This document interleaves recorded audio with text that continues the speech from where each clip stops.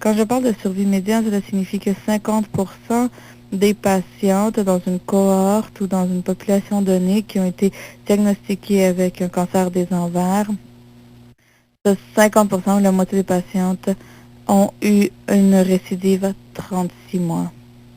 Alors, on a développé des protocoles de chimiothérapie. Alors, on est passé de 18 à 24 à 36. Et la dernière technologie, ensuite, pousse cela à 48 mois.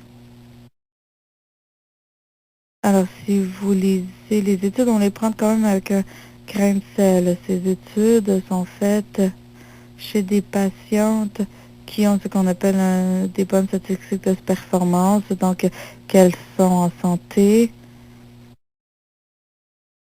Et ces études sont faites sous des circonstances idéales. Et les chiffres ne reflètent pas nécessairement la situation dans la vraie vie. Comme par exemple, nous traitons souvent des femmes avec un cancer des ovaires qui ont plus de 80 ans. Et en fait, moi, j'ai traité plusieurs femmes qui étaient dans leurs 90 ans. Je ne dis pas qu'on devrait traiter ces femmes de façon différente, mais lorsqu'on a quelqu'un qui a 85 ans, elles ne voudront peut-être pas avoir de chirurgie. Alors l'âge médiane de survie sera diminué dans ce groupe d'âge. Alors il y a une différence entre ce que vous entendez de la part des grandes études et ce que l'on voit réellement dans le monde.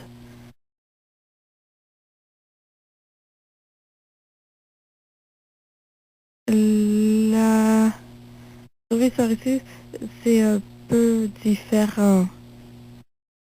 Cela signifie le temps qu'une femme avec le cancer des ovaires peut avoir entre la fin de son premier traitement au diagnostic de la récurrence. Pour cette étude que j'ai citée, les 38 mois avec la chimiothérapie carboplatine, c'est une étude américaine. La survie médiane sans progression était de 18 mois et ceux qui avaient reçu les protocoles plus anciens de chimiothérapie étaient de 12 mois. Et la médiane de survie était évidemment de beaucoup plus que 38 mois. Ça, c'est un concept important à comprendre. Le fait que l'espace-temps entre terminer le premier traitement et la récidive est moins que les chiffres que l'on a pour la survie. Pourquoi est-ce qu'il y a cette différence? C'est différent parce qu'en fait, ces temps-ci, quand les femmes ont des récidives, lorsque les femmes avec le cancer des ovaires ont une récidive, très souvent, elle est encore traitable. Alors, tranquillement, le cancer des ovaires est en train de devenir une maladie chronique, dans le sens qu'on peut prolonger la survie en général, même si on ne semble pas conquérir la maladie comme on voudrait. Un autre concept qui est important dans la compréhension du traitement que l'on choisit souvent en tant qu'oncologue-gynécologue est ce qu'on appelle le temps sensible platine. La sensibilité platine, non, je vais recommencer. La sensibilité platine est l'habilité du cancer lorsqu'il revient de résister à une autre chimiothérapie qui inclut le platinum, le carboplatine.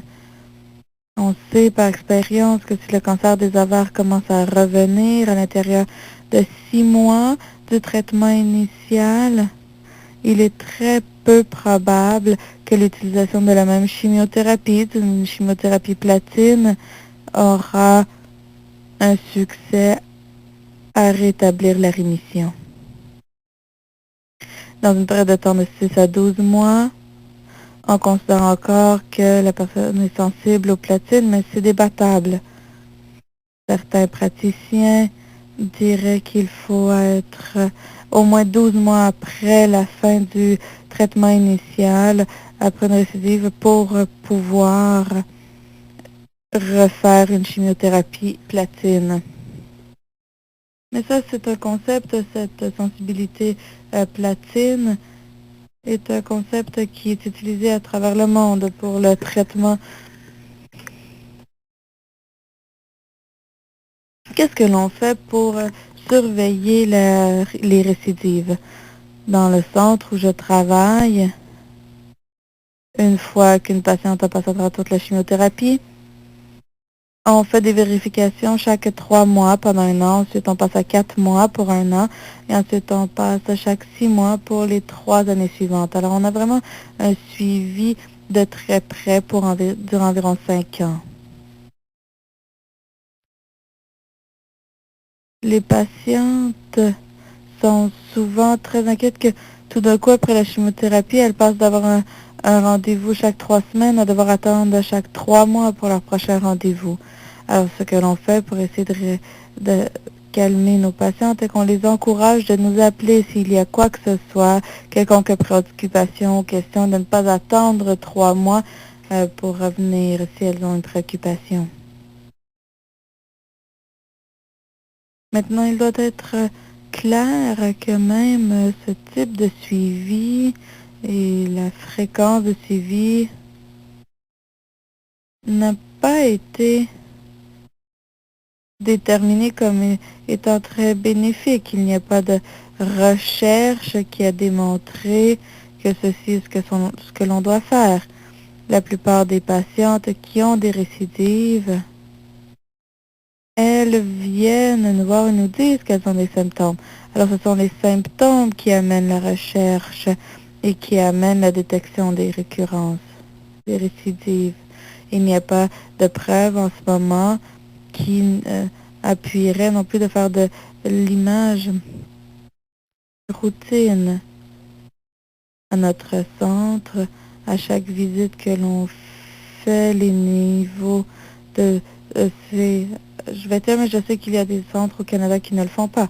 Moi, ce que je dis aux patientes en termes de l'imagerie est que si elles commencent à développer des symptômes, moi, j'ai une bonne relation avec mes collègues dans radiologie et je leur ferai faire un scan ou quelque chose pour aider à voir ce qui arrive dans les prochaines semaines. Et ceci, jusqu'à maintenant, a fonctionné très bien. Laissez-moi vous expliquer, par contre, pourquoi il y a tellement de controverses autour du suivi et quoi faire comme suivi. Premièrement, les symptômes de récidive. La plupart des récidives seront détectées parce que les patients vont se rendre compte qu'il y a quelque chose qui ne va pas. Et les mêmes symptômes qui ont amené au diagnostic initial sont ceux qui nous amènent à la détection d'une récidive, ce qui inclut le volume de l'abdomen augmenté, du ballonnement, des ascites et également des brûlures, également des problèmes au niveau intestinal. C'est très commun. Nous avons eu beaucoup de clients dernièrement qui ont eu la vitrectomie, mais au bout du vagin, il y a une tumeur qui commence à sortir, il y a des saignements. Il y a beaucoup d'autres symptômes potentiels aussi, mais ce sont les plus communs. Lorsqu'on parle des taux de CA125, le CA125 est un antigène qui est présenté par l'épithélium, beaucoup d'épithélium. Il y a beaucoup de raisons qui peuvent faire augmenter le taux de CA125. Il y a beaucoup de raisons qui n'ont rien à voir avec le cancer des ovaires et qui n'ont rien à voir avec le cancer. Le taux normal est environ à 35. Alors, c'est un test très non spécifique, mais dans les femmes où le taux est élevé lors du diagnostic d'un cancer des ovaires, ça devient très utile pour faire un suivi pour les récidives. Les taux de CA125, typiquement, augmentent. Ils peuvent commencer à augmenter été approximativement 6 mois avant d'avoir des symptômes cliniques.